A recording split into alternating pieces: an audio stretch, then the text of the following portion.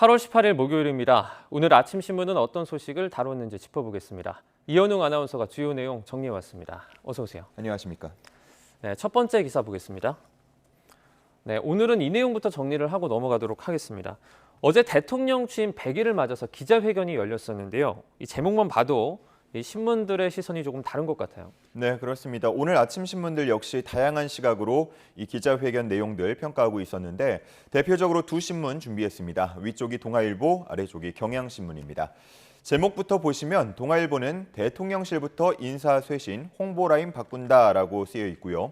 경향신문은 반성도 쇄신도 보이지 않았다라고 다소 비판적인 논조를 담았습니다. 네. 내용을 하나씩 보시면 동아일보는 윤석열 대통령이 국민이란 단어를 20차례 언급하면서 낮은 자세를 보였다고 평가를 했는데요.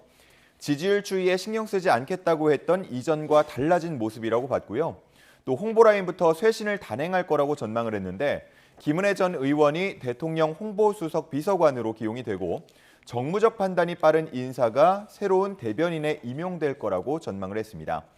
또 정책 담당 수석급을 신설을 하거나 정무라인까지 인적 개편을 확대할 거란 관측까지 나오고 있다고 전하고 있었습니다.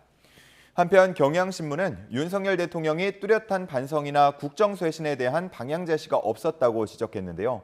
관련된 질문에 짚어보고 있다, 따져보고 있다, 검토 중이다 정도로만 답변한 데 대해서 비판을 했고요.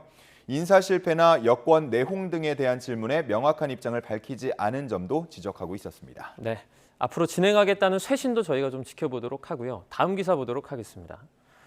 네, 사진을 보면 이 땅이 쩍쩍 갈라진 그런 여러 장의 사진들이 보입니다. 기후 관련된 내용이죠. 네, 그렇습니다. 위에서부터 중국, 스페인, 그리고 미국의 모습인데 네. 강이나 저수지, 호수가 모두 가물어서 갈라진 모습입니다.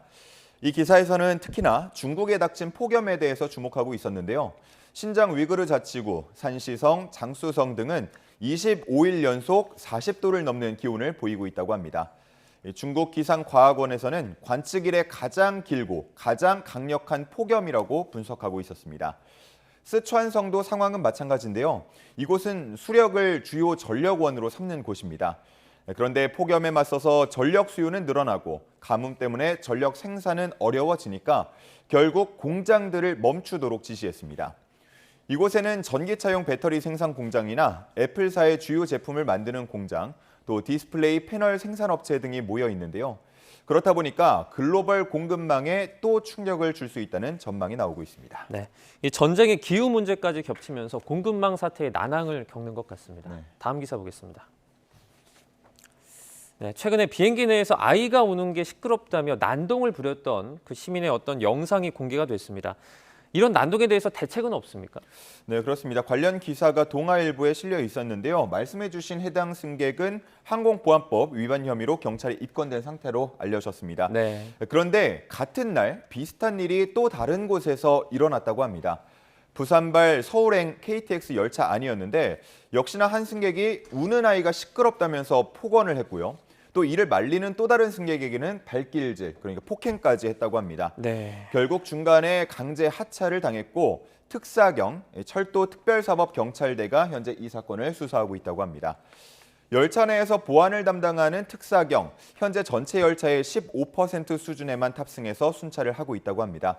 인력이 부족한 상황인데 인력을 확대하거나 또 그게 마땅치 않다면 객실 내에 CCTV를 설치해야 한다는 의견들, 주장들이 나오고 있습니다. 관련해서 원희룡 국토부 장관, 공공교통수단 내의 폭력은 절대로 용납하지 않겠다면서 경찰과 공조 시스템을 강화하겠다, 정비하겠다고 밝힌 바 있습니다. 네. 이제 현장에서 상황을 바로 정리할 수 있는 그런 대책이나 예방책까지 좀 나올 수 있으면 좋을 것 같습니다. 네. 다음 기사입니다. 네, 잠입 수사를 주제로 했던 영화 신세계 기억하는 분들 계실 텐데요.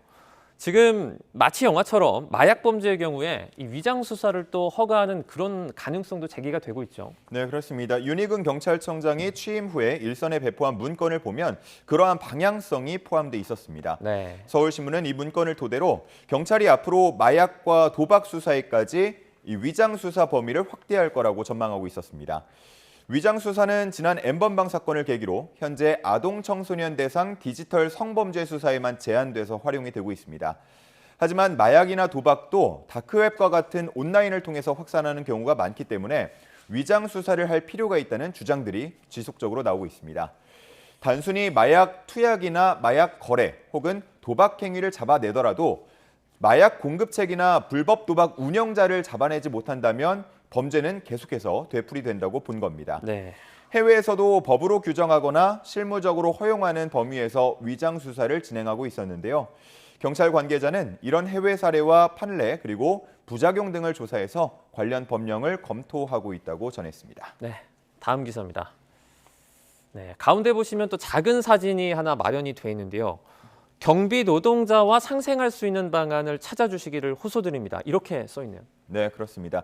한겨레 신문에 실린 기사를 보면요. 대전의 한 아파트 사례가 나와 있는데요. 네. 최근 진행된 아파트 주민투표에서 경비원을 절반으로 줄이기로 결론 냈다고 합니다. 이 아파트 단지는 25개 동에 2,900여 가구가 살고 있는데요. 기존에는 56명의 경비원이 2교대로, 그러니까 한 명당 하나의 동을 관리해왔다고 합니다. 그런데 이번 투표 결과로 경비원을 26명까지 줄이게 됐고요. 결국은 한 명이 2개 동을 담당하게 됐습니다. 네. 떠나는 사람은 실직 문제 때문에 또 남는 사람은 과중한 업무 때문에 힘들 수가 있겠는데요. 아파트 관리사무소 관계자는 이런 감축은 관리비에 포함되는 경비비 5, 6만 원 정도를 줄이기 위한 거라고 말했습니다. 이 기사는 투표의 정당성도 지적하고 있었는데요. 주민들에게 배포된 자료를 보면 개정 주요 내용에 이 경비원 감축 내용이 빠져 있었다고 합니다. 실제 투표 내용에 경비원 감축이 있는지 모르고 투표했다는 주민 인터뷰도 담겨 있었습니다. 네. 그리고 기사에서는 또 경비 노동자를 줄이려는 건 이 아파트만의 문제가 아니라고 말하고 있었는데요. 상생 방안 마련을 촉구하는 시위도 지금 계속되고 있습니다. 네. 마지막 기사입니다. 오후 1시에 영화 조조 티켓이 7,000원이라는 내용의 제목입니다. 사실 오후 1시면 조조랑은 좀 거리가 먼데요. 네. 대한극장이 말 그대로 생존 투쟁을 벌이고 있다. 이런 내용의 기사죠. 네, 그렇습니다. 조선일보에 실린 기사인데요. 현재 대한극장에서는 평일 기준 조조 영화를 7,000원에 볼 수 있다고 합니다.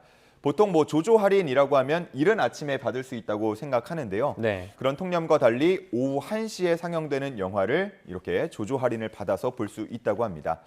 기사에서는 이런 방침이 영업이 아니라 생존 투쟁이라고 표현을 했는데요. 대기업 멀티플렉스로 점점 더 발길이 몰리고 있고 또 여기에 더해서 코로나 사태까지 번지고 거기에 OTT 서비스가 인기를 얻으면서 상황이 점점 더 힘들어지고 있다고 합니다. 네. 결국 대한극장은 지난 2월부터 영업시간을 정오부터 오후 9시까지로 단축하고 1회차 영화에 대해서 조조 할인을 해주고 있었는데요.